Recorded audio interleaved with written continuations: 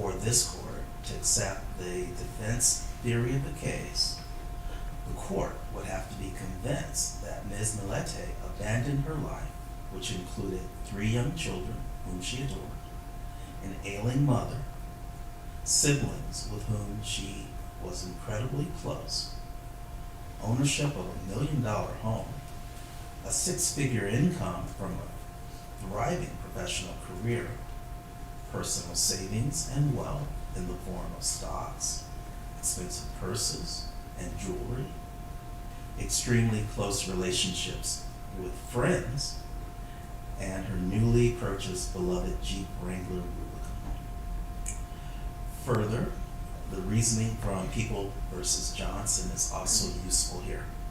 The Johnson court noted that the defendant in that case was possessive and violent toward the victim. And just like the victims in Scott and Johnson, Ms. Millete has left behind such important items as her government identification, wallet, and credit cards. The court finds that the corpus delicti requirement has been met for sufficiency of the evidence. Given the sufficiency of the evidence finding, the court will also turn to briefly the defendant's statements.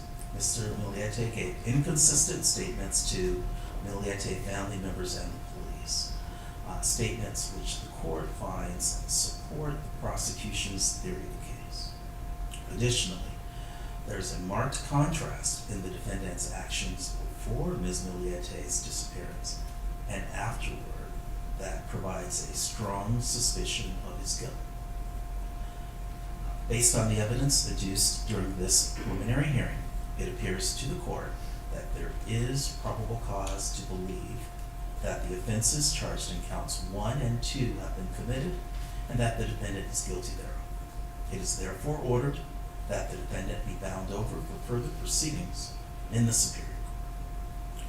Immediate arraignment or due course? Immediate arraignment, Your Honor. All right, then please arraign him on the complaint that is now deemed the information.